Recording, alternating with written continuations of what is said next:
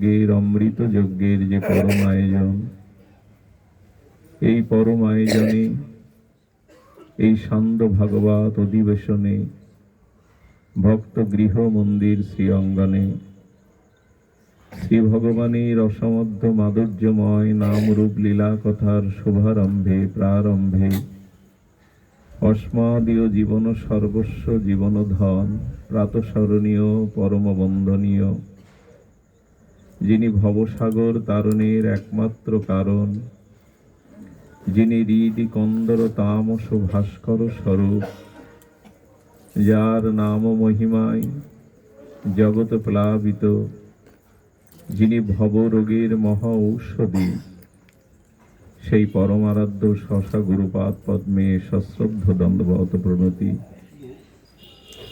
সমাগত সংকীর্তন আচার্য রসজ্ঞ বেদগণ, মহাপ্রভুর একান্ত অনুরাগী গৌড়ীয় ভজনানন্দী বৈষ্ণবজন, সাধুজন, শুদ্ধ সুধীজন, শ্রদ্ধাশীলা ধর্মশীলা দেবী মূর্তি, শ্রদ্ধা মূর্তি, ধর্মমূর্তি, মাতৃশক্তি মাতৃগণ, সমাগত সকল ভক্তচরণে দিন অতিদিনে সশ্রদ্ধ দণ্ডবত প্রণতি।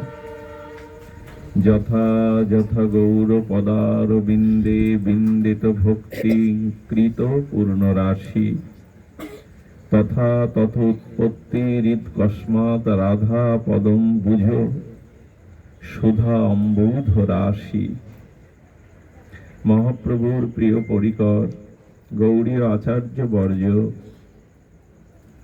রাগ ভক্তি ধ্রুব তারা শ্রী শিল প্রবোধানন্দ সরস্বতীপাদ, তিনি গৌর চরণের অশেষ বিশেষ কৃপায় বলছেন, যত যত গৌর নিত্যানন্দ চরণে আর যে পরিমাণে ভক্তির উদয় হবে, শ্রদ্ধার উদয় হবে, সেই অনুপাতে আকস্মাৎ রাধারানীর চরণ যুগলে শুধু অমৃত রাশিতে আমরা অবগাহন করতে পারব। এখানে একটি শব্দ যোজনা হয়েছে, কৃত পূর্ণ রাশি, ভক্তিং কৃত পূর্ণ রাশি। রূপ গোস্বামীপাদ বলছেন, ভগবান এবং ভক্তি দুটি যদি সম্মুখে থাকে, আমরা কোনটা নেব, নেওয়া উচিত কোনটা? ভক্তি ভগবান যদপরি অভিন্ন, কিন্তু এই দুটি যদি আমার সম্মুখে আপনার সম্মুখে আসে, আমরা কোনটা গ্রহণ করব? রূপ গোস্বামী বলছেন, ভগবান না, ভক্তিকেই গ্রহণ করো। কেন? দৃষ্টান্ত দিয়েছেন, আপনি বাজারে গেছেন, কোনো মেলায় গেছেন, সেখানে রসময় আস্বাদ্যময় অনেক দ্রব্য সম্ভার সাজানো আছে, ফুল ফল আস্বাদ্য দ্রব্য পদার্থ, কিন্তু আপনার কাছে যদি অর্থ না থাকে, সেই কেনবার সামর্থ্য না থাকে, তবে সেটি দেখা ছাড়া আস্বাদন করা, উপভোগ করা সম্ভব নয়। বাজারে তো পদার্থ আছে, প্রিয় আস্বাদ্য বস্তু থরে থরে সাজানো আছে, কিন্তু পকেটে আমার কাছে সম্পদ নাই, অর্থ নাই, তো সেটি দেখা ছাড়া কি আস্বাদন হবে, নিজের করা যাবে? তেমনি ভক্তিরূপ সম্পদ যার কাছে নাই, তিনি কৃষ্ণকে আস্বাদন করতে কখনো পারবেন না, উপভোগ করতে পারবেন না। এই জন্য ভগবান নয়, প্রয়োজন ভগবানের অভিন্ন স্বরূপ শক্তি ভক্তি। জীব গোস্বামী পাদ আরো বলেছেন, খুব মার্মিক কথা, ভক্তি সন্দর্ভে এসেছে এই প্রসঙ্গ, যে ভক্তি কেন অগ্রে প্রয়োজন। ভক্তির প্রয়োজন এই জন্য, প্রয়োজন তত্ত্ব তো মহাপ্রভু প্রেম বলেছেন, ভক্তিরই পরিপক্ক দর্শন নাম হলো প্রেম। তো কেন প্রয়োজন, জীব গোস্বামী পাদ সন্দর্ভে জানাচ্ছেন, এক মহাজন তার সেবক সরল সোজা, খুব বেশি স্মৃতিশক্তি নাই, মনে রাখতে পারে না সরল কিনা, তো তাকে বাজারে পাঠাচ্ছেন আর বলছে, দেখ ভালো করে কান পেতে শোন, ঘরে এক মুঠি চাউল নাই, আগে গিয়ে চাউলটা কিনবি, তেল মশলা ঝাল লবণ এটি পরে কিনবি, কিন্তু ঘরে এক মুঠো তন্ডুল নাই, চাউল নাই। সরল তো, সোজা ভুলে গেছে। তেল মশলা উপাচার কিনে এসে বলছেন মহাজনকে, দেখুন তো বাজারে পাঠিয়েছিলেন, সেগুলো আমি কিনে আনতে পেরেছি কিনা। বলে, আরে মূর্খ বোকা, চাউল তো আনিসনি। এখন ঘরে যদি এক মুঠো চাউলের দানা না থাকে তন্ডুল, তা তেল মশলা তো খাওয়া যাবে না। বুঝতে পারছেন? জীব গোস্বামী বলছেন তেল মশলা থাকলেও কিন্তু ওইটা আপনার ক্ষুধা নিবৃত্তি হবে না। কারণ চাউল যদি শুধু থাকে, তেল মশলা নাও থাকে, তবু সিদ্ধ করে তা আস্বাদন করে জীবন ধারণ করা যায়। জীব গোস্বামী বললেন, ভগবানও আমাদের এই ভবের হাটে বাজারে পাঠিয়েছেন আর বলে দিয়েছেন প্রয়োজন কিন্তু আগে ভক্তি, ওইটা আগে সম্বল করো, ওইটা আগে সংগ্রহ করো। অর্থবিত্ত যশ খ্যাতি পূজা প্রতিষ্ঠা এগুলো তেল মশলার মতো। আরে ভক্তি নাই তো এগুলো থেকে কি হবে? তেল মশলা কি আস্বাদন হবে? কি অপূর্ব ব্যাখ্যা দিয়ে বুঝিয়েছেন। এই জন্য ভক্তি কৃত পূর্ণ রাশি। গৌর চরণে, নিতাই চরণে, শ্রীগুরু চরণে, বৈষ্ণব চরণে যত যত আমার এই ভক্তি পূর্ণকৃত রাশি একত্রিত হবে, তত তত রাধারানীর করুণা বা কৃপা অম্বুধ অমৃত সাগরে আমরা ডুব দিতে পারবো। এই জন্য প্রয়োজন ভক্তি। কিন্তু দুঃখের বিষয় কি জানেন, আমরা অনেক মহাজনের কাছে যাই, অনেক ভাগবতে যাই, কিন্তু প্রশ্নগুলো আমাদের, জিজ্ঞাসাগুলো কি হয় জানেন? প্রায়শ জিজ্ঞাসা হয়, আমি ভক্তি চাই, আমি পূর্ণ চাই, আমি মুক্তি চাই, আমি সংসারের দুঃখকে নির্মূল করতে চাই, অত্যান্তিক শ্রেয় বা সুখ চাই। কত প্রশ্ন আসে, কিন্তু এই প্রশ্ন কজন করি? সব কিছু চাওয়ার আগে আমার চিত্তটা শুদ্ধ হবে কি করে তাই বলো। চিত্ত শুদ্ধ না হলে কিন্তু আমি প্রেম চাই, ভক্তি চাই, মুক্তি চাই, কল্যাণ চাই, শ্রেয় চাই, এই চাওয়াটা যথার্থ হবে না। আগে চিত্তটা শুদ্ধ হতে হবে। এই জন্য মহাপ্রভু শিক্ষাষ্টকের প্রথম বাণীতেই আমাদের জানিয়েছে, চেত দর্পণ মার্জনাম। আগে তোমার অনাদিকালের অবিদ্যাগ্রস্ত কামনা বাসনাময় এই মনটা শুদ্ধ করো। চিত্ত শুদ্ধ না হলে প্রেম ভক্তি কোন আধারে দাঁড়াবে? ঘোলা জলে চাঁদের কিরণ প্রতিভাত হয় না। দর্পণে ময়লা জমে গেলে নিজ মুখ প্রতিচ্ছবি দেখা যায় না। মহাপ্রভু প্রথমেই আমাদের বলেছেন, মনটা, চিত্তটাকে শুদ্ধ করো। আমাদের মন বড় অশুদ্ধ, জানেন কেন অশুদ্ধ বলছি? বলছি এই কারণে, অনন্ত জন্মের ভোগ বাসনা, সাংসারিক আসক্তি, দেহাসক্তি আমাদের মনটাকে অশুদ্ধ করে তুলেছে। এটা চাই, ওটা চাই, এটা প্রয়োজন, এই সাংসারিক প্রয়োজন আমাদের চাইতে চাইতে চিত্তটা বড় অশুদ্ধ হয়ে গেছে। কি করতে হবে জানেন? ভজন হয় মার্জন, মাজতে হবে। এই যে এখন আমরা হরিকথা শ্রবণ করছি, সংকীর্তন শ্রবণ করছি, এটা হলো মার্জন। এর দ্বারা চিত্ত শুদ্ধি হবে। কেমন জানেন? কোন পুরনো গৃহস্থের বাড়িতে 100 বছরের কাঁসার থাল রয়েছে, থালাটা ব্যবহার হয় না। কত বছরের? 100 বছরের প্রাচীন একটা কাঁসার থালা রয়েছে, সেটা ব্যবহার হয় না। কাঁসার থালাটা মরিচা পড়ে যায় কিনা, কিন্তু ওতে সাবান দিন, সোডা দিন, ডিটারজেন্ট দিন, হবে না। ওটা তেঁতুলের একটু রস দিয়ে দিন। তেঁতুলের রস দিয়ে যদি মাজেন তো সোনার মতো ঝকঝক করে উজ্জ্বল হয়ে যাবে। এটা সাবান সোডায় হবে না। তা আমাদের এই মনের মধ্যে কামনা বাসনার যে ময়লা, ভোগবাসনা, এটা যাবে কি করে? ওইখানে কাঁসার থালে যেমন একটু তেঁতুলের রস দিয়ে মার্জন করলে তা চকচকে হয়ে ওঠে, তেমনি আমাদের হৃদয়ে এই হরি কথা, হরি নামই একমাত্র চিত্ত মার্জনের উপায়। এটার থেকে বড় উপায় আর শাস্ত্রে লিখে যায়নি। সাধুমুখে হরি কথা শ্রবণ করো, সাধু সঙ্গে ভগবানের নাম রূপ লীলা কথা এটি শ্রবণ করো, এর মধ্যেই চিত্ত। গুরু মহারাজ পাঠিয়ে তার অমৃত এ প্রবাচনে বারবার বলেছে, প্রবিষ্ট কর্ণ রন্ধেন সানাং ভাব সারুরুহম। কি বলেছেন? প্রবিষ্ট কর্ণ রন্ধেন সানাং ভাব সারুরুহম ধুনতি সমলং কৃষ্ণ সলিলস্য যথা শরত।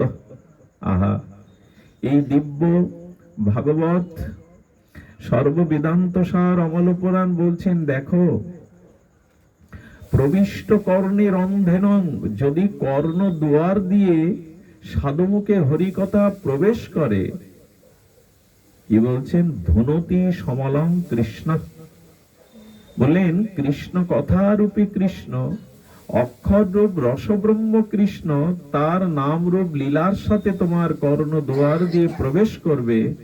এবং ভগবান নিজেই দায়িত্ব নিয়েছেন, ধুনতি সমলং কৃষ্ণ, ভগবান কথারূপী অক্ষর রসব্রহ্মরূপী আমার হৃদয়ে গিয়ে ভগবান বলবেন, আমি যখন হৃদয়ে প্রবেশ করেছি কথারূপে লীলারূপে নাম রূপে, তখন আমি তোমার হৃদয়ে বসে থাকবো না, তোমার অনাদিকালের ময়লাগুলো আমি ঝাড়ু দিয়ে পরিষ্কার করে দেব।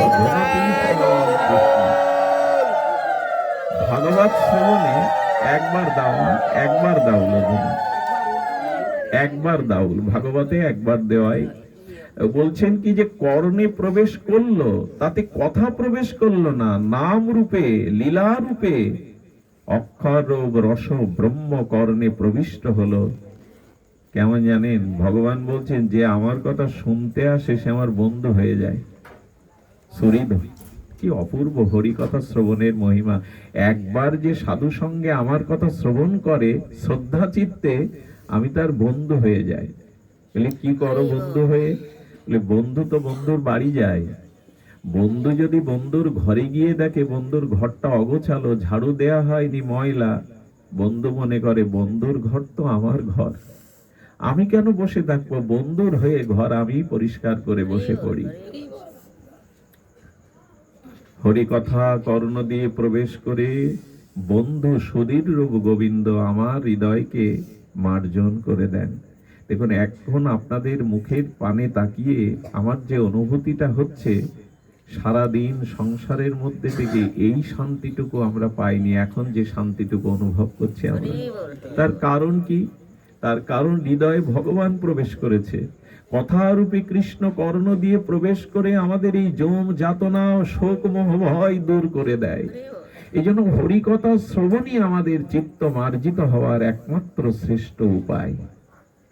শরৎ ঋতুতে বর্ষার পঙ্কিল জল যেমন শুদ্ধ হয়ে যায়, দেখবেন বর্ষার পঙ্কিল ধুলো ধৌত জলগুলো খাল বিলে পুষ্করণীতে কেমন ঘোলা দেখায়, কিন্তু শরতের পরে ঋতুরানী যখন শরৎ আসে, বর্ষার পরে যখন শরৎ ঋতুর আগমন ঘটে, দেখবেন খাল বিলে বা পুষ্করণীর জলগুলো কেমন স্বচ্ছ হয়ে যায়। ঋতুর গুণে যদি বর্ষার পঙ্কিল জল নির্মল হয়, হরি কথা কানে গেলে, সাক্ষাৎ হরি হৃদয়ে গেলে চিত্ত মার্জিত হবে না, এমন কি কথা হয়ে যাবে।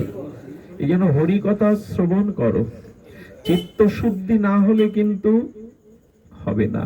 আর এই হরি কথা কি ভগবান গীতাতে কি বলেছেন জানেন? চেত ধর্ম মৃতং মৃদং, শব্দটি বড় মার্মিক, যদি হৃদয় দিয়ে শোনেন। এখানে পরিবেশ শান্ত, এই জন্য হৃদয় দিয়ে আমরা যদি একটু শ্রবণ করি, গোবিন্দ বলছেন এই যে ভাগবত শ্রবণ রূপ ধর্ম, এটি শুধু ধর্ম না, এর সাথে অমৃত মিশানো।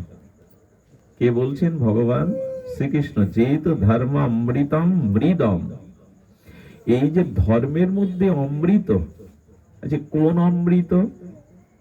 ধর্মের সাথে সাথে অমৃত। ধর্মটা কেন প্রয়োজন জানেন? দেখুন, মৃত্যু বা কাল আপনার কাছ থেকে সব কেড়ে নেবে।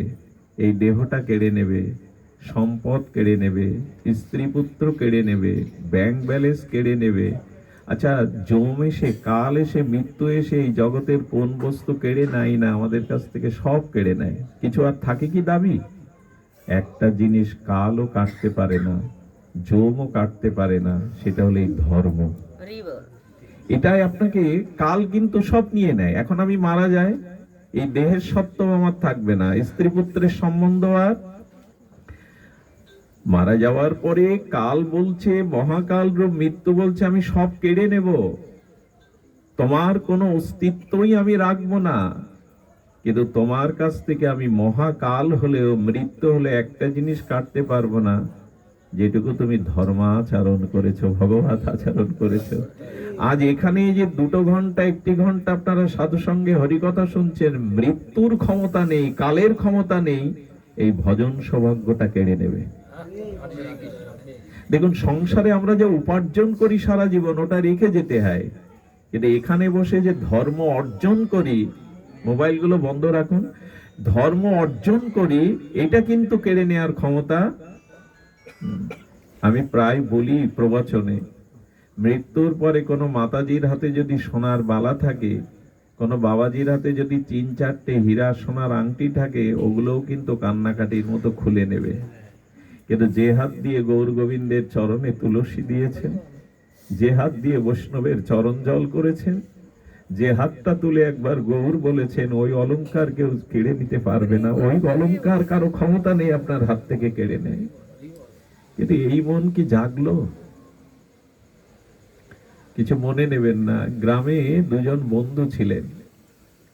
তো 2জন বন্ধু থাকতে থাকতে একজন বন্ধুর একটু বুদ্ধি বেশি, সে দিল্লিতে চলে যায়।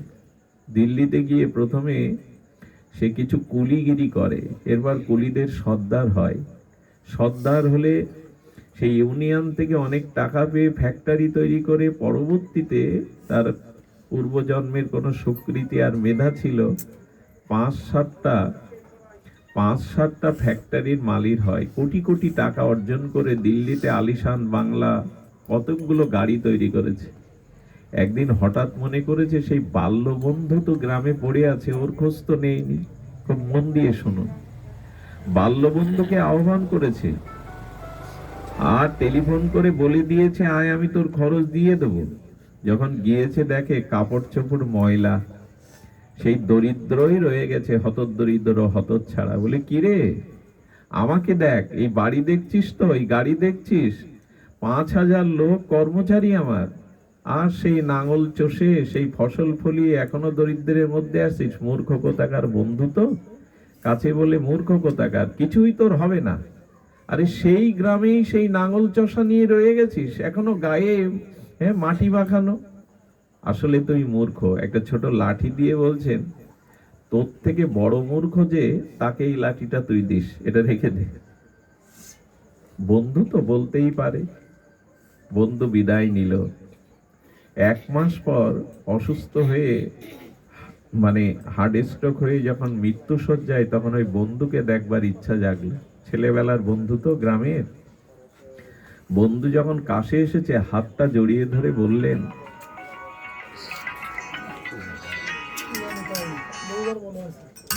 হাতটা জড়িয়ে ধরে বলছেন, দেখ আমার এত বড় বাড়ি, কিন্তু এখন আমার এই 4 হাত, এই বেড, হাসপাতালের বেড, অনেকগুলো গাড়ি, কিন্তু হুইল চেয়ারে বসারও ক্ষমতা নাই। ব্যাংকে অনেক টাকা পয়সা, সিন্ধুকে সোনা দানা আছে, সেগুলো আমার গায়ে এখন ঢেলে দিলেও, কোটি কোটি টাকা দিলেও এখন আর আমার বাঁচবার সময় নেই, আমার অন্তিম সময়। বন্ধু, সব কিছু করলাম। বন্ধু তখন লাঠিটা বের করেছে, লাঠিটাও কাছ থেকে ছাড়েনি। লাঠিটা বের করে বললেন, তুই বলেছিলি আমার থেকে বড় মূর্খ যাকে পাবি, এই লাঠিটা তাকে দিবি নে। কেন জানিস? এই মুহূর্তে তোর সাথে মৃত্যুবরণ করলে এই যা করেছিস সারা জীবন, এর কোনো কিছুই যাবে না, কিন্তু যা সাথে যেত, সেই ভগবান ভজন তুই করিসনি। এই পৃথিবীতে সব থেকে বড় মূর্খ তুই। যা তোর সাথে যাবে তা কখনো সম্বল তুই করিসনি। আমাদের দশাটাও তাই। হ্যাঁ, সংসার করতে হবে, আয় রোজগার করতে হবে, চাকরি ব্যবসা করতে হবে, কিন্তু এমন করে নাই, ভজন বাদ দিয়ে নয়, ভগবানের ভজন ত্যাগ করে এগুলি নয়। এই ভুলটা প্রায় আমরা করে বসি। সাথে তো ভজন ছাড়া যায় না, সাথে তো ভগবান ভক্তি ছাড়া কিছু যায় না। আসলে বড় মূর্খ আমরা, যারা ভগবানকে বাদ দিয়ে, ভজনকে বাদ দিয়ে জীবন কাটাচ্ছি। কত রাজা মহারাজা, চক্রবর্তী সম্রাট চলে গেল, মনে আছে তো? রানী এলিজাবেথ বন্ধুদের নিয়ে সন্ধ্যায় ডিনার করছিলেন, মাথা ঢলে পড়ল। ডাক্তার কবিরাজ বৈদ্য এসে বলল 10 মিনিটের বেশি ওনাকে বাঁচানো যাবে না। উনি ক্ষীণকণ্ঠে বললেন, আমি রানী এলিজাবেথ ইংল্যান্ডের, আমি সব দেবো, আমাকে 1 ঘন্টা পরমায়ু দেয়, এমন মেডিসিন ইঞ্জেকশন দাও যাতে কি করবেন? বলে এই 1 ঘন্টা সারা জীবন যা করিনি, হ্যাঁ, যিশু খ্রাইস্টকে ডেকে বলবো আমার জ্ঞাত অজ্ঞাতে যত অপরাধ হয়েছে ক্ষমা করে নাও, চরণে থান দাও। সে সময় রানী এলিজাবেথ পায়নি। 10 মিনিটেই মৃত্যুর কোলে। আমাদেরও সময় আছে তো। আগামীকালের সূর্য উঠবে কিনা জানি না। নলিনী দল জল, জীবন টলমল। পদ্মপত্রের উপরে বাড়ি বিন্দুর ন্যায় জল টলমল করছে। এক আচার্য বলেছিলেন, আকাশ থেকে যে বৃষ্টির ফোঁটাটা পড়লো কতক্ষণই স্থায়ী হবে? ঘাসের উপরে শিশির বিন্দুটি কতক্ষণ স্থায়ী হবে? আমাদের পরমায়ুটাই দেখতে দেখতে রঙম করে ফুরিয়ে যায়। তাই যা সাথে যায় সেই ধর্মকে সম্বল করো। এই জগতে অমৃত পেতে পারেন আপনি। আপনাদের মনে পড়ে সমুদ্র মন্থনে দেবতা এবং দানবদের দ্বারা, অসুরদের দ্বারা যে অমৃত উঠেছিল তার প্রথমে উঠেছিল বিষ। প্রথমে উঠেছিল বিষ, আর পরে যে অমৃত এলো সেই অমৃত নিয়ে কত মারামারি, কত যুদ্ধ, কত ছল। আচ্ছা, এত কিছু ছল করে দেবতারা যে অমৃত পান করলো সমুদ্র মন্থনের, একটু বলুন তো তাতে দেবতাদের ভজন হলো কি, ভক্তি হলো কি? একটু কথা বলুন, হলো? দেবতাদের ভক্তি হয়নি। অমৃত পান করেও দেবতাদের ভক্তি হয়নি। তাই শাস্ত্রে বলছেন হরি কথামৃত, ভাগবত কথামৃত স্বর্গের অমৃতকে তুচ্ছ করে দিয়েছে। ওই অমৃত পান করে দেবরাজ ইন্দ্রের ভোগবাসনা কমেনি, আরো বেড়েছে। কিন্তু হরি কথামৃত, নামামৃত, কৃষ্ণ কথামৃত এমন এক অমৃত, ধর্ম এমন এক অমৃত, এটা ভোগবাসনা তিরোহিত করে প্রেম বাসনা জাগিয়ে দেয়, ভগবত চরণের উপাসনা বাসনা জাগিয়ে দেয়। এই জগতে এখন সব বিষ খাচ্ছি আমরা, তাই না? অমৃত কোথায়? বায়ু দূষণ, শব্দ দূষণ, মন দূষণ, পরিবেশ দূষণ। পৃথিবীতে দুটো জিনিস দূষণ হবে না, এক হরি কথামৃত আর এক নামামৃত। এটি পান করো, এটি জীবনের একমাত্র অমৃত, এটি পান করো। এছাড়া অমৃত পাওয়ার মুখ্য অমৃত তো আমাদের চাই না। তার মধ্যে মুখ্য বাঞ্ছা কৈতব প্রদান, যা হতে কৃষ্ণ ভক্তি হয় অন্তর্ধ্যান। আমরা মুক্তি চাই না, স্থায়ী নিজস্ব সুখ বাসনা চাই না, জন্ম মৃত্যু এড়াতে চাই না। হ্যাঁ, পশু পাখিতেও যদি জন্ম হয়, মতি রোগ তুয়া পর সঙ্গে, যেন তোমার প্রসঙ্গে আমার মতি হয়। হ্যাঁ, আহা, এজন্য আমাদের প্রকৃত প্রয়োজন হলো এই অমৃত। এই অমৃত যারা পান করে, এই পরামৃত যারা একবার পান করেছে জগতে, তাদের আর ভয়, তাদের আর মোহ আসতে পারবে না।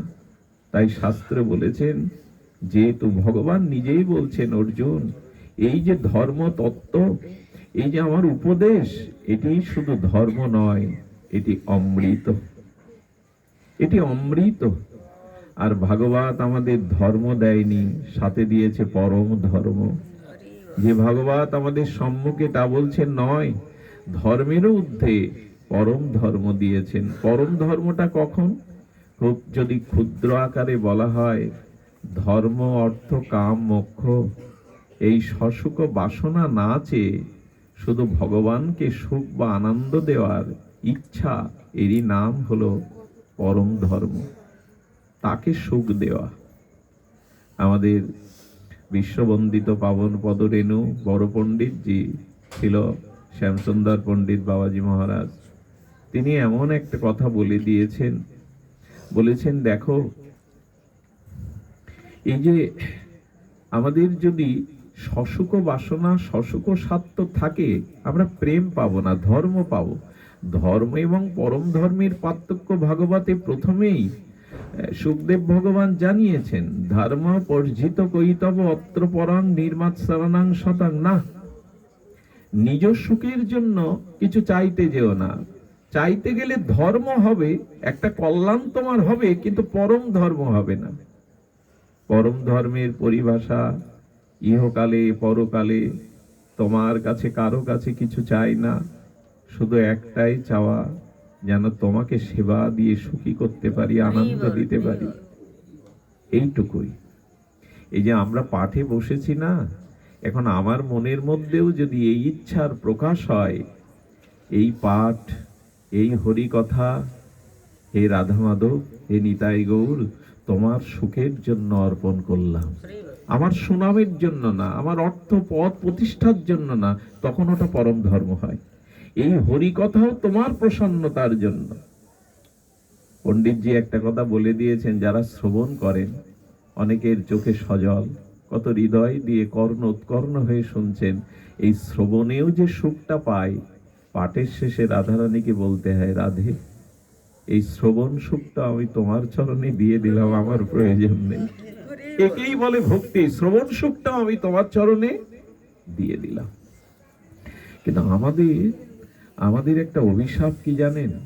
অভিশাপ জন্ম থেকেই নিজের সুখ চাওয়া। এই যে নিজের ভোগ সুখ চাওয়া, এ আমাদের জন্মগত একটা অভিশাপ। সকলের কাছ থেকে নিজের সুখ আদায় করে নিতে পারলে বাঁচি, এটা যেদিন উল্টে যাবে, অপরকে সুখ এবং প্রিয়া প্রীতমকে সুখ দিতে পারবো, সেই দিনই পরম ধর্মের অধিকারী হব, সেই দিনই আমি ব্রজপথের যাত্রী হব। ব্রজপথের যারা ওঠে, তারা নিজের সুখের দিকে তাকায় না গো, তারা প্রিয়া প্রীতমের সুখের দিকেই তাদের দৃষ্টি। এই জন্য যেহেতু ধর্ম অমৃতম হৃদম, এই ধর্মই হলো অমৃত, এই হরি কথামৃতই হলো অমৃত, এইটি পান করো।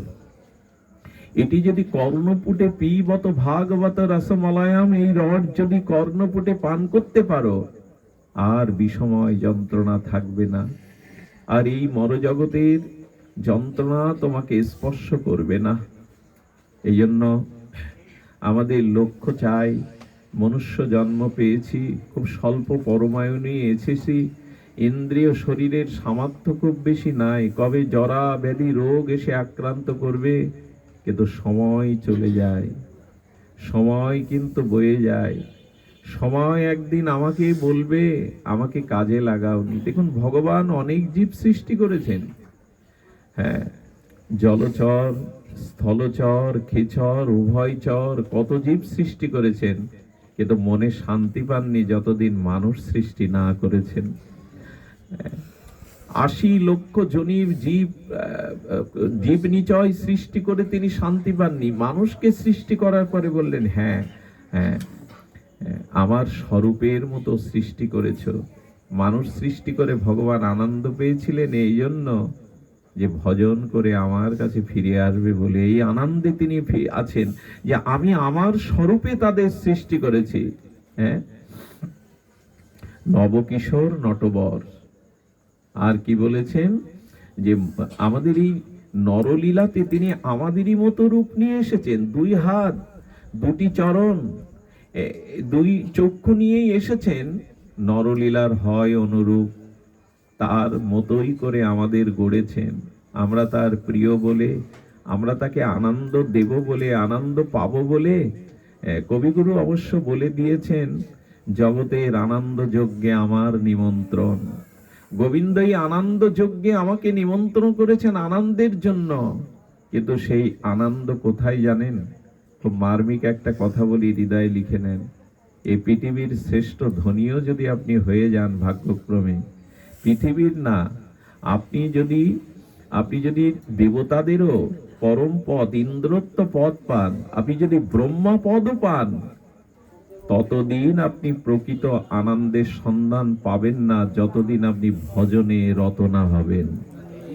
কথাটি বারবার বলতে ইচ্ছা করে, পৃথিবীর শ্রেষ্ঠ ধনীও যদি আপনি হয়ে যান, আপনি পৃথিবীর না, যদি স্বর্গের পদ পদবীও পেয়ে যান, ব্রহ্মার পদ পান, তবু গোবিন্দ ভজন বিনা, ভগবত ভজন বিনা কেউ সুখী হতে পারে না। কৃষ্ণ বিনা সুখ দিতে নাহি অন্যজন, থাকিলেও বিদ্যা কোটি উচ্চ কুলে জনম। এই জন্য কিছু মনে নেবেন না, ভজন চাই। এই ভজনই একমাত্র অমৃত, ভজনই একমাত্র সার, এই দুটি, এই ভজন যদি জীবনে না আসে, অন্য সব কিন্তু ব্যর্থ এবং বৃথা হয়ে যাবে। কেমন বৃথা জানেন? সুন্দরী কোনো রমণীকে যদি অলংকার পরান তবুও মানাবে না, তবুও সে সকলের ধিক্কার পাবে যদি তার অঙ্গে কোনো বস্ত্র বা বসন না থাকে। তেমনি আমার জীবনে সব আছে কিন্তু ভগবত ভজন নেই, সেটিও ধিক্কার ছাড়া আর কিছু পাওয়া যাবে না। এটা কবে বুঝবো বলতে পারে? এই বোধ, এই মেধা কবে আসবে যে ভজন ছাড়া জগতে কোনো কল্যাণ নাই? আজকে বিশ্বের দিকে তাকিয়ে দেখুন, ধনী মানি পণ্ডিত তারা কি সুখী? ভজন বিনা সুখ পাওয়া যায় না।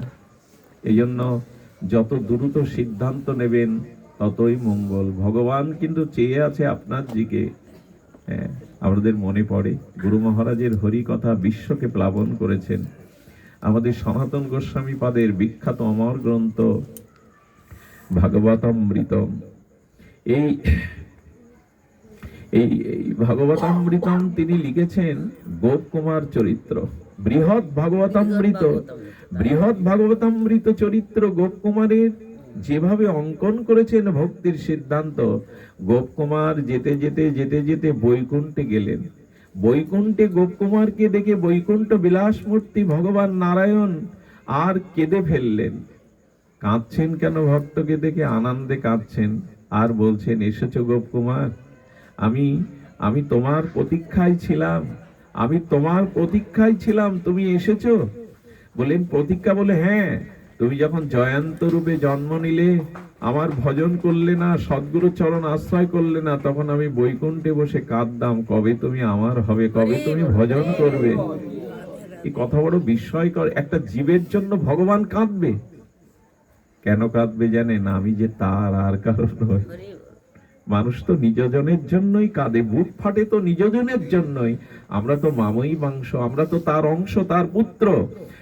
গুরু মহারাজ বলতেন, আর হরিকথার একটা অন্যরকম শক্তি প্রকাশ হতো, বলো ভগবান কাঁদছেন জীবের জন্য। তারপরে আমি গুরু রূপে তোমায় দীক্ষা দিলাম, ব্রজে ভজন দিলাম, আজ তুমি আমার কাছে এসেছো, তাই আনন্দে আমার নৃত্য করতে ইচ্ছা করছে। গোপ কুমার বললেন, একটা জীবের জন্য ভগবান কাঁদে। কেমন কাঁদে জানেন? কথাটা খুব হৃদয়ে স্পর্শ করে। কারো যদি অসুখ হয় না, দুরারোগ্য ব্যাধি, আর সেই সন্তানের শিয়রে যখন সারা রাত মা জাগে, সন্তানটা কথা বলতে পারছে না, রোজ যন্ত্রণায় কাতর ছটপট করছে, স্নেহ বৎসল মা কি করে জানেন?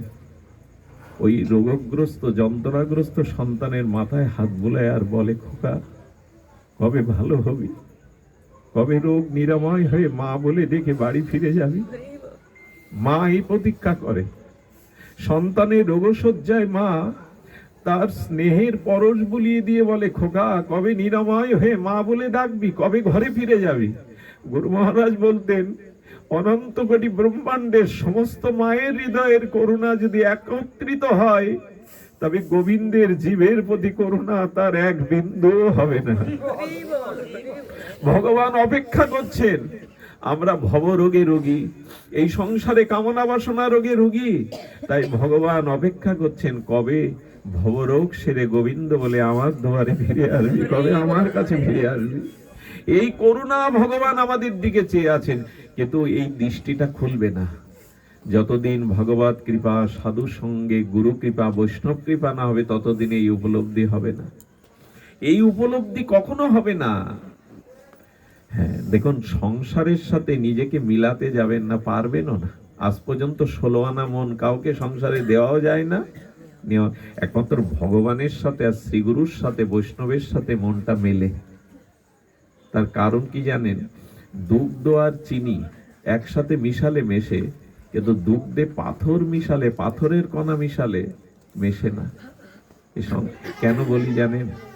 এখন আপনারা আমার সামনে যারা আছেন, আপনাদের সাথে আমার কারো রক্তের সম্পর্ক নাই, কোনো জগতের দেনা পাওনাও নাই, কিন্তু আমার আবেগ নয়, এটা আমার উপলব্ধি।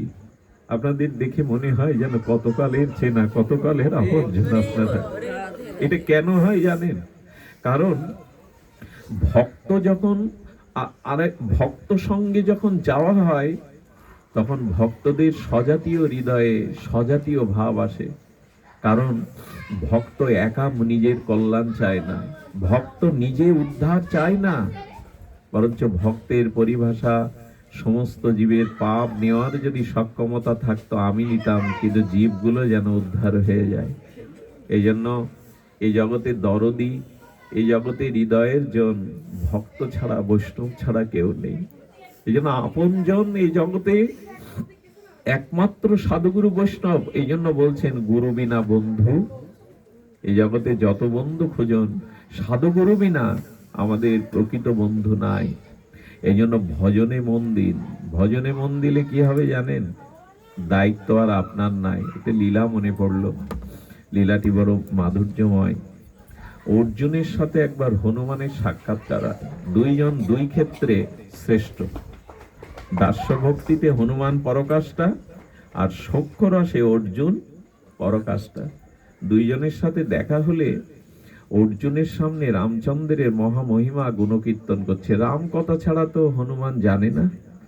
যখন হনুমান প্রভু রঘুপতি রাজীবলোচন মর্যাদা পুরুষোত্তমের গুণমহিমা ভাসিয়ে দিচ্ছেন, তখন অর্জুন, ওনার তো কৃষ্ণ কথা জানেন, রামকৃষ্ণ এক, তবু যে যার ইষ্ট প্রীতি আছে। আচ্ছা হনুমান, এতই যে তোমার প্রভুর কথা বলছো, একটা কথা বলো তো, লঙ্কায় যাওয়ার জন্য সেতু বাঁধতে হলো কেন? প্রভু এই বানরদের খাটিয়ে আর পাথর এনে এনে সেতু নির্মাণ কেন করলেন? তখন বলছেন সব সেনারা পার হবে বলে, বানর সেনারা বললেন, আচ্ছা তুমি যে বলছো প্রভু সেতু করলেন কেন, আমি যদি প্রশ্ন করি তুমি ওই জায়গায় থাকলে কি করতে? অর্জুন, তুমি ওখানে থাকলে কি করতে? কি করতাম জানো? আমি গান্ডীবধারী তৃতীয় পাণ্ডব অর্জুন, আমি তীরের দ্বারা একটা সেতু করে দিতাম, আমি তীরের দ্বারা একটা সেতু করে দিতাম। হনুমান তখন এসে বললেন, হয়তো তা করতে পারতে, কিন্তু সেই সেতুতে আমি উঠলে ভেঙে চুরে পাতালে চলে যেত, একজনও টিকত না। ভক্তদের মাঝে যখন কথা হয় সেটা খুব অমৃত ক্ষরণ হয়। তো বলছে তখন আর তোমার ওই সেতু টানতো না, সামনে একটা সরোবর ছিল। অর্জুন বলছেন পরীক্ষা হয়ে যাক, আমি এই সরোবরের এপার ওপারে বানের দ্বারা সেতু নির্মাণ করছি, তুমি ওঠো। ওই সেতু যদি ভেঙে পড়ে আমি মুখ আর দেখাবো না, আমি এ মুখ আর দেখাবো না। হনুমান বললেন সেতু নির্মাণ করো। যখন সেতু নির্মাণ করেছেন তখন কি হয়েছে, হনুমান যখন উঠেছেন আস্তে আস্তে সেতুটা নিচের দিকে একটু হেলে গেলে অর্জুন বিস্ময়কর চোখে দেখছে। হ্যাঁ, যখন একটু হেলে গেছে অর্জুন পরাজিত হবে, সঙ্গে সঙ্গে হনুমান আরো কি করেছে জানেন? সেতুটা পাতালে প্রবেশের জন্য সমগ্র পৃথিবীর ভার নিজের অঙ্গের মধ্যে রাম বলে নিয়ে নিয়েছে। হনুমান ভগবান শঙ্কর, ভগবান শিবই হনুমান রূপে রুদ্র এসেছিলেন প্রভুর সেবার জন্য। তো যখন পৃথিবীর সমস্ত ভার রোম কমিয়েছেন, তখন থেকে সেতু আর দুমছে না। সেতুর জায়গায় দাঁড়িয়ে ধ্যানস্থ হয়ে হনুমান ধ্যান করলেন, এই ভার একমাত্র আমার প্রভু ছাড়া আর কেউ সইতে পারে না। তবে কি এই ভার প্রভু বহন করছেন? উনি চোখ মেলে ধ্যান নেত্রে দেখলেন গোবিন্দ পিঠের উপরে সেই ফুলটা ধারণ করে। ভক্তকে তিনি হারতে দেন না। ভক্তের পরাধীন হয়ে তিনি ভক্তের মুখ রক্ষা সর্বদাই করেন। ভক্ত বৎসল ভগবান কিনা। এরপরে অর্জুন দেখলেন শ্রীকৃষ্ণের পিঠে সেই সেতুর ভারের যে আঘাতটা, ছাপটা পড়ে রয়েছে, চরণে লুটিয়ে পড়লেন। আমার মুখ আমার প্রতিজ্ঞা রক্ষার জন্য তুমি পিঠে করে বয়ে নিলে। এই হলো ভক্তের ভগবান। আমাদের ভার এই জগতে আর কেউ নিতে পারে না, ব্যথা কেউ নিতে পারে না। আমার বুকের ব্যথা আমার মাও নিতে পারবে না, আমার অঙ্গুলি কাটলে রক্তটা আর কারো ঝরবে না, আমাকে সর্প দংশন করলে বিষের যন্ত্রণায় জগতে কারো করবে না। ব্যথা কেউ নিতে পারে না, একজন নিতে পারে, শ্রী গুরু আর ভগবান, এরাই নিতে পারে। এ মুখের কথা নয়, এ মুখের কথা নয়। রামচন্দ্র কবিরাজকে ঝাড়ু পেটা করেছিলেন, ভুল করে অশুদ্ধ মনে করে। সেই ঝাড়ুর দাগটা শ্রীনিবাস আচার্যের অঙ্গে ফুটে উঠেছিল। হরিদাস ঠাকুরের বেত্রাঘাত মহাপ্রভুর শ্রীঅঙ্গে ফুটে উঠেছিল। ব্যথা ভগবান নিতে পারে, তার কাছে তো যায় না। তবে সংসারে থাকুন আর জ্বালামালায় আমরা যেখানে থাকুন, চেষ্টা তো করুন। মনে আছে ওই সেতু বন্ধের সময় যখন সেতু তৈরি হচ্ছে, এ ঘটনা আপনাদের জানা। তবু অন্ন যেমন প্রতিদিন পেলেও অন্নতে অরুচি হয় না, বরঞ্চ দুদিন অন্ন না পেয়ে অন্য কিছু পেলে অরুচি হয়, তেমন হরিকথাও নিত্য নূতন নবায়ন, এ রুচির ঘাটতি হয় না। আপনাদের মনে পড়ে সেই কাঠবিড়াল ধুলো ঝেড়ে দিচ্ছিল রামের সেতুতে, প্রভুর সেতুতে। হনুমান এসে কি করেছে? হনুমান এসে কাঠবিড়ালির লেজে একটু চাপ দিয়েছে। হনুমান চাপ দিয়ে বলছে, কি গো, আরে সরে দাঁড়াও, বানর সেনারা আসছে, তাদের পায়ে পিষ্ট হয়ে পাথর ফেলছে, তোমরা মরে যাবো। কাঠবিড়ালির কি ভাষা আছে? ভক্ত সব ভাষায় বোঝে, ভগবান সব প্রাণীর ভাষা আছে, বোঝেন। হনুমানজি বলছেন, আরে পায়ে পিষ্ট হয়ে মারা যাবে, তোমরা এই ধুলো ঝেড়ে কি করবে? কাঠবিড়ালি তখন বলছেন, তোমার মধ্যেই বুঝি ভগবান, আমার মধ্যে বুঝি তিনি নেই? আমি ক্ষুদ্র হলেও কি আমার সেবার অধিকার নেই? আমি তো ধুলোগুলো ঝেড়ে দিতে পারবো। কথাটা বলছে ঝেড়ে দিতে পারবে, কিন্তু আমি বলছি কেন, ওই যে পাথরে পিষ্ট হয়ে তো মারা যাবে, পায়ে পিষ্ট, সরে দাঁড়াও। যেই ওখান থেকে তাড়িয়ে দিয়েছে, কাঠবিড়ালি গিয়ে যাবে না প্রভুর চরণে গিয়ে পড়েছে। প্রভু করেছেন কি, বসেছিলেন, চরণ থেকে কোলের উপরে তুলে নিয়েছে। কোলের উপরে তুলে নিয়ে বলছেন, কি বলবে বলো? বলে, হনুমান আমাকে লেজে পা দিয়ে চাপ দিয়ে তাড়িয়ে দিয়েছে, আমরা নাকি তোমার এইটুকু সেবার অধিকার নাই? আপনারা জানেন, প্রভুর কোলে বসাতে দেখে হনুমান এসে বলছে, প্রভু বলেন, হনুমান তুমি ওর লেজে চাপ দিয়ে তাড়িয়ে দিয়েছ, ও আমার করে শরণাগতিতে আশ্রয় নিয়েছে, এটা তোমার অন্যায় হয়ে গেছে, এটা তোমার অন্যায় হয়ে গেছে। তখন হনুমানজি বলছেন, প্রভু আমি তোর ভালোর জন্য বলেছি, পায়ে পিষ্ট হয়ে যেতে পারে। ও কি বলেছে? রামচন্দ্র বলছে, বললেন, আমারও তো অধিকার আছে প্রভুর সেবা করার। তো যখন শরণাগতি হয়েছে, তখন বলছে, আচ্ছা হনুমানের অপরাধ হয়েছে, তোমাকে এইভাবে একটু লেজে চাপ দিয়ে তোমাকে সরিয়ে দিয়েছে, এখন হনুমানের কি সাজা তুমিই বলো, হনুমানের কি সাজা তুমিই বলো। কাঠবিড়ালি কি বললো জানেন? ভক্ত সঙ্গে কি হয়, ভক্তের সাক্ষাৎকারে কি হয়? বলে, প্রভু ওর সাজা হলো আপনি ওর লেজে আমার মতো একটু চাপ দিয়ে দিন, ও যেমন দিয়েছে আপনি একটু চাপ দিয়ে দিন। হনুমান বিচারক, বিচার দিয়েছে, এখন তুমি অপরাধ করেছো, তোমাকে তো নিতে হবে। হনুমানের চোখে তখন জল এসে গেছে। কাঠবিড়ালির দিকে তাকিয়ে বলছে, ধন্য তুই, ওরে আমি এরকম অপরাধ যেন প্রতিদিন করি, যাতে প্রভুর চরণ আমার গায়ে অঙ্গে স্পর্শ হয়, এই অপরাধ যেন প্রতিদিন করি। এই ভক্ত সঙ্গে হনুমানও প্রসন্ন হলেন, আর প্রভু ওর শ্রীঅঙ্গে কোমল হস্ত করপল্লব বুলিয়ে দিয়েছিলেন। কাঠবিড়ালি রেখাগুলো দেখবেন, কি অপূর্ব দেখায় এখনো। এর সত্যতা অসত্যতা আমরা বিচার করব না, কিন্তু এইটুকু জানবো, প্রভুর সৃষ্টি জীব হয়ে ঘরের কোণে সামর্থ্য না থাক, যেখানে যে অবস্থায় আছেন ভজন শুরু করে দিন। আসলে ভগবানকে প্রসন্নতার করার জন্য সবসময় উপাচার দরকার এমন নয়। আপনার ভাবটাই উনি নেন, আপনার আয়োজনটা উনি নেন না। এই কথাটি বারবার বলি আমি, আপনি কত বড় আয়োজন করলেন, আপনি কত বড় সামর্থ্যবান, এটা ভগবানের দেখার বিষয় না। ভগবান আপনার ভাবটুকু দেখে, কোন ভাব নিয়ে আপনি করছেন। এই ভাবগ্রাহী জনার্দন, ভাবটাই তার কাছে মূল্যবান। আচ্ছা ভগবানকে কি দেবেন? এক ভক্ত ভগবানের দুয়ারে পৌঁছে গেছে। দুয়ারে পৌঁছে কি দেখছে জানেন? ভগবান যে সদনে বাস করেন, যে ঘরে, তার সমস্ত ঘরের মধ্যে দিব্য মণিরত্ন। দিব্য মানে যেটা অপ্রাকৃত, জগতে নাই। বলেন, ধূপ ধীপ আতপ চাল কলা কার চরণে দেব? আরে যার সদনে ছড়িয়ে আছে অপ্রাকৃত মণিমুক্তা। আর বলছেন, ঐশ্বর্য দিয়ে তাকে কি করে সুখী করব? ঐশ্বর্য দিয়ে তাকে কি করে সুখী করব? কারণ লক্ষ্মী দেবী তার চরণ সেবা করছে, তো তার চরণে কি ঐশ্বর্য দেব আমি? আর কি দেখছেন জানেন? আর কি দেখছেন? ভগবান সর্বৈশ্বর্যপতি, তিনি সর্বশক্তিমান। আচ্ছা বলতে পারেন ভগবানকে কি দেব? সবই তো তার। তার গলে আছে কৌস্তবমণি, তাই না? তার গলে আছে কৌস্তব মণি, তার পাশে আছে কামধেনু। কামধেনুকে যা বলা হয় তাই তো করেন। এখন ভগবানকে কি দেবেন? একটা কথা বলি, আপনার বস্তু আপনাকে দেওয়ার মধ্যে তেমন মহিমা নাই। যেমন স্ত্রী পুত্রকে কিছু কিনে দিলে ওটা দান হয় না। দান হয় কি? দান হয় না। তেমন ভগবানের জিনিস, ভগবানকে আমরা কি দিতে পারি? ভক্ত তখন বিচার করছে ভাগবত খুলে, আচ্ছা ভগবানকে আমি কি দিতে পারি, আমরা কি দিতে পারি? কথাটি খুব মার্মিক কথা। কি দেওয়ার আছে? কারণ ভগবানের বস্তু, ওই ফুল দেব তো ভগবানের, সুগন্ধ দেব তাও তো ভগবানের, গোবিন্দের চরণ থেকেই তো গন্ধ আসছে, কুসুম আসছে, যা কিছু আমিও তো ভগবানের, কি দেব তাকে?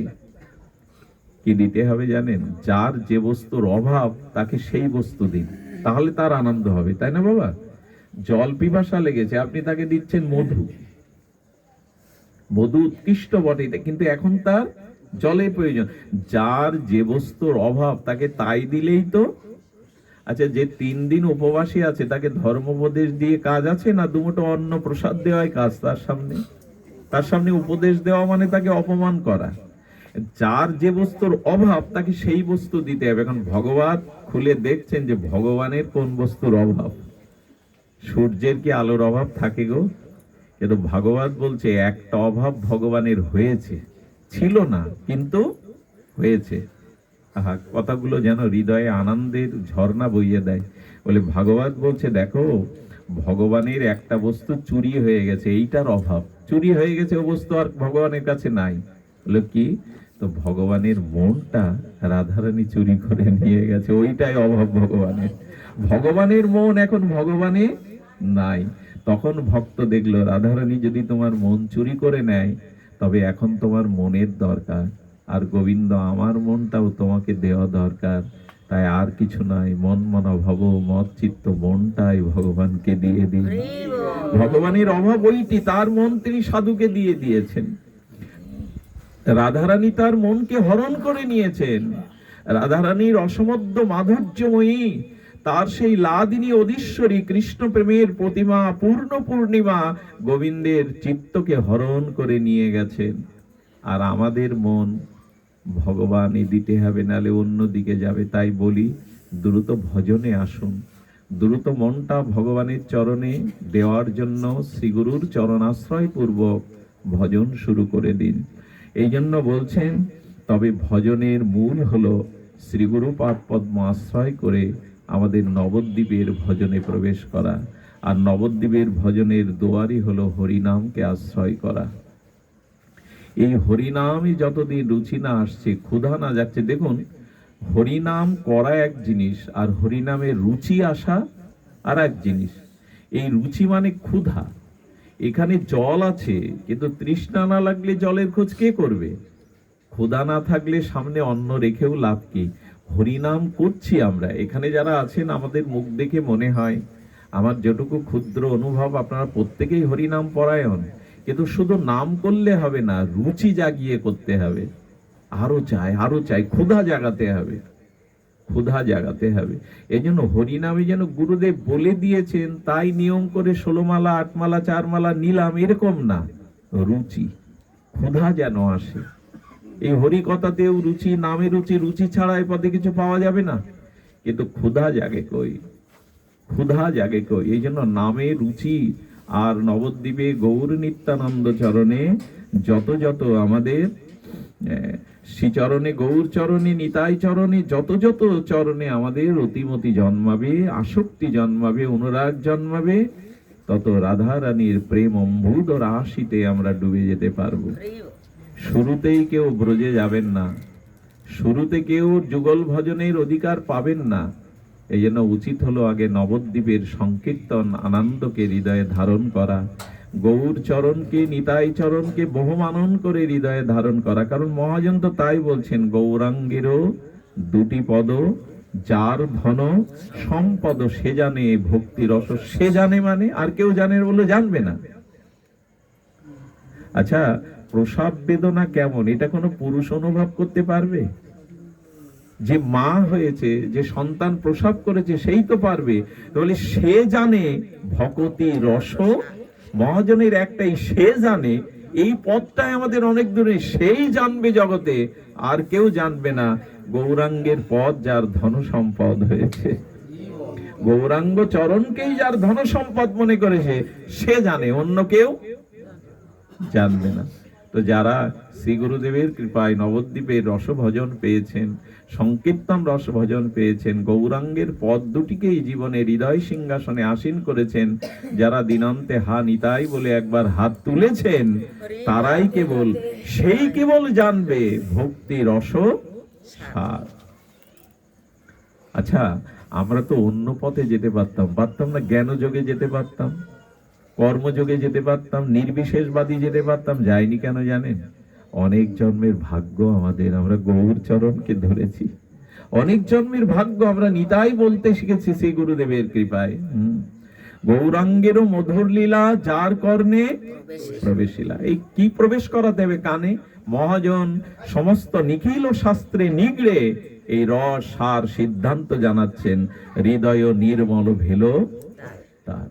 হৃদয় কখন নির্মল হবে? গৌরাঙ্গের লীলা যখন আমাদের হৃদয়ে প্রবেশ করবে। হৃদয় নির্মল চাই তো, মেঘ কেটে গিয়ে আবার সূর্যের কিরণ, আবার চাঁদের জ্যোৎস্না প্লাবিত হয়ে যাবে যদি মেঘটা সরে যায়। তেমনি শ্রী গৌরাঙ্গের মধুর লীলা শ্রবণ করো, এবং এটা কর্ণ দিয়ে যার হৃদয়ে প্রবেশ করলো,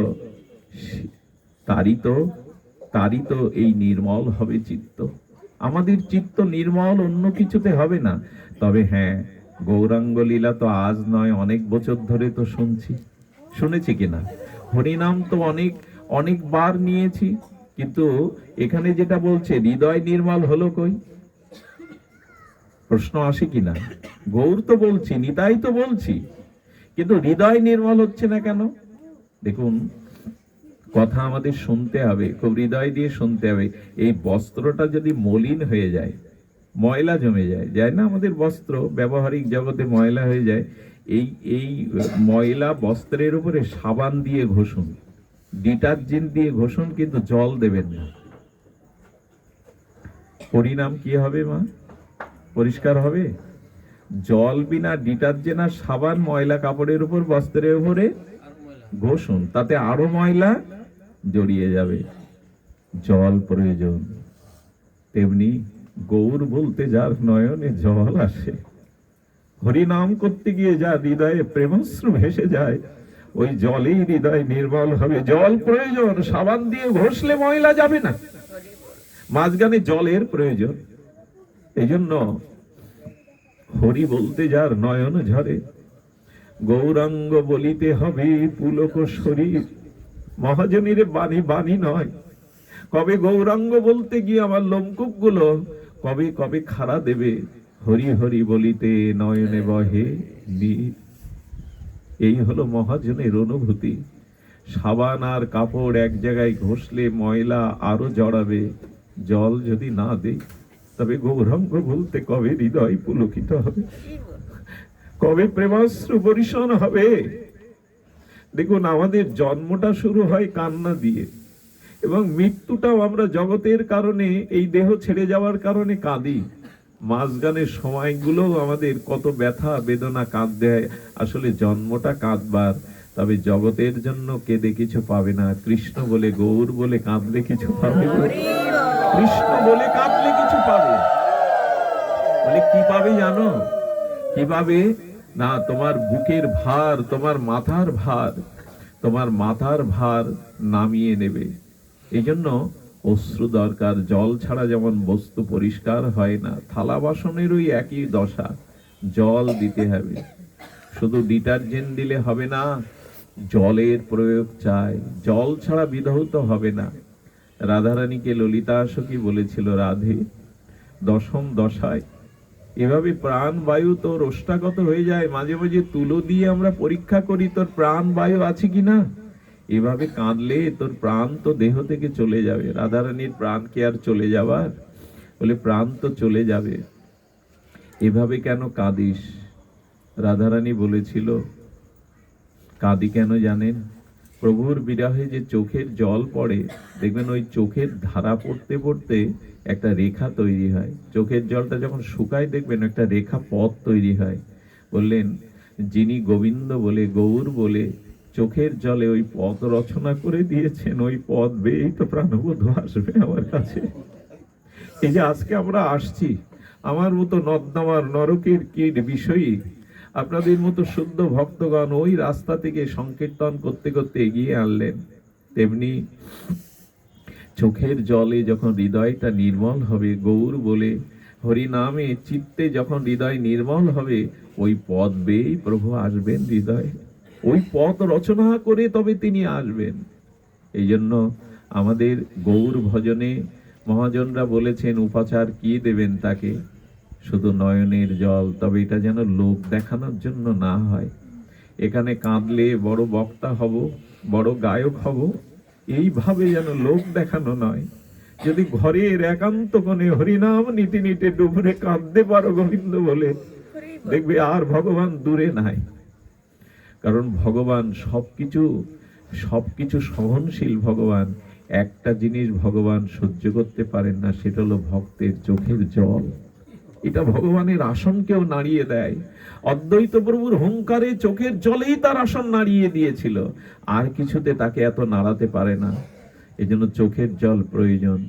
কিন্তু রামকৃষ্ণদেব বলেছিলেন, ওরে জীব সংসারের জন্য ঘটি ঘটি কাঁদে, আমার এটা হলো না, ওটা পেলাম না, স্ত্রী পুত্র রোগ শোকের জন্য।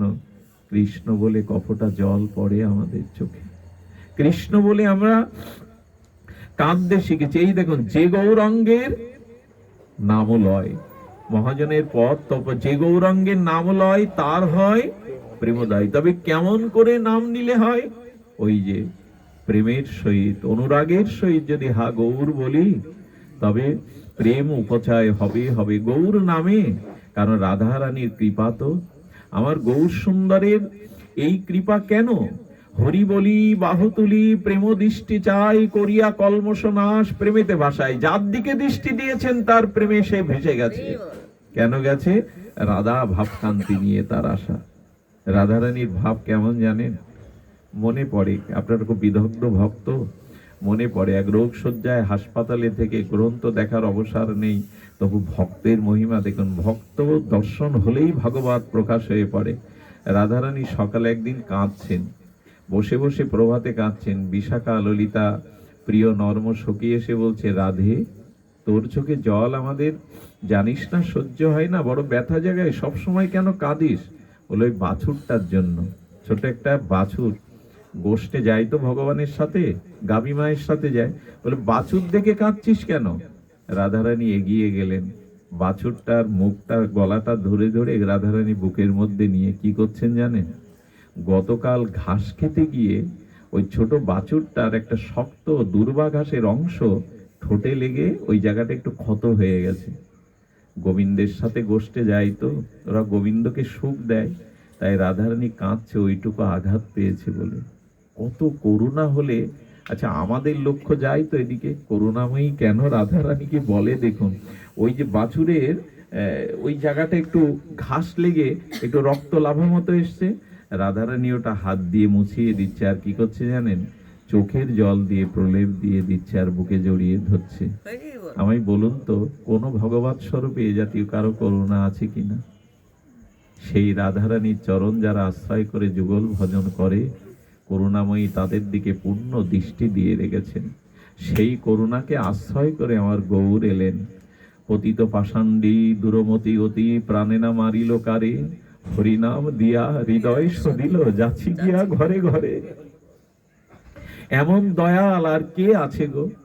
যেচে যেচে ডেকে ডেকে দিলেন, কিন্তু দুর্ভাগ্য আমরা তো দুয়ার খুললাম না, আমরা দুয়ার বন্ধ করে রাখলাম।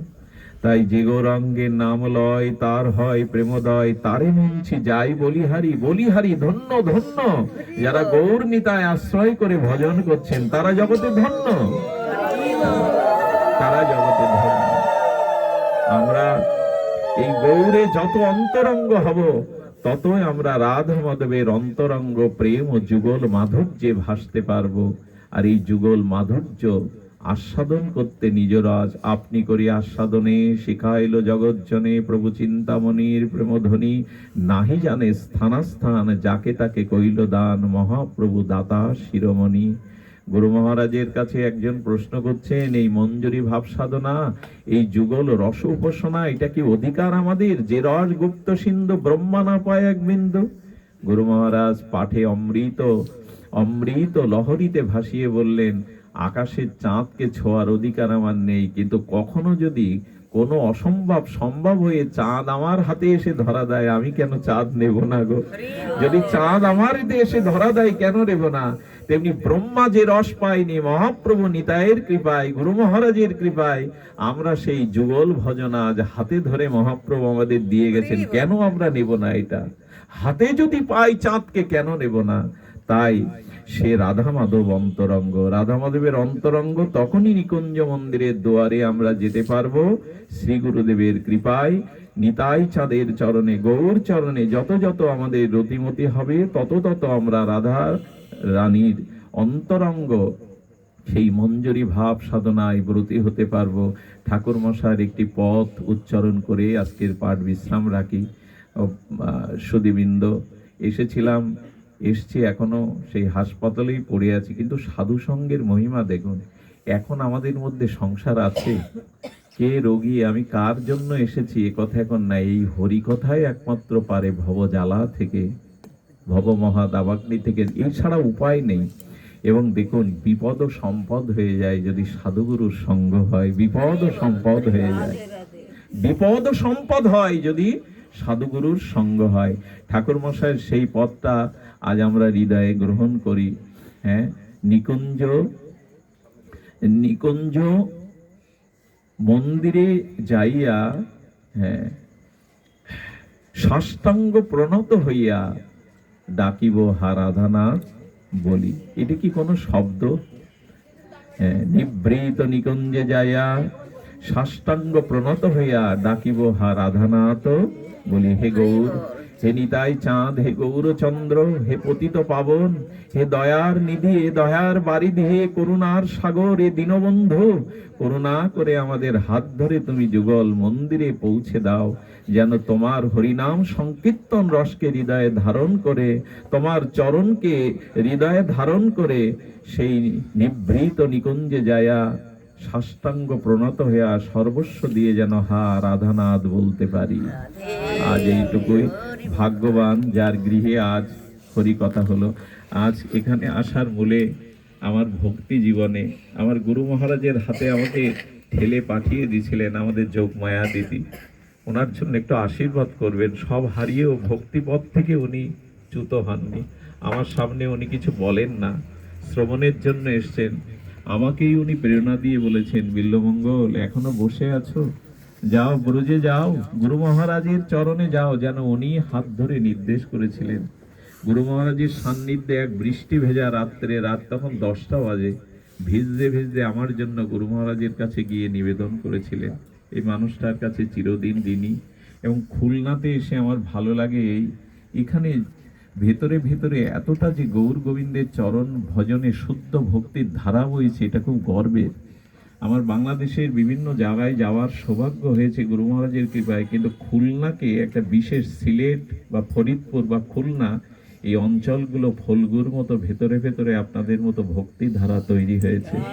এটা খুব বিরল, খুবই বিরল। এগিয়ে যান। এ সবার সংসার আছে, যম যাতনা আছে, কিন্তু এই প্রেমামৃত রসে যেন আমরা এগিয়ে যেতে পারি। যিনি এই অনুষ্ঠানের আয়োজন করেছেন তার প্রতি যেন রাধারানীর বিশেষ কৃপা হয়।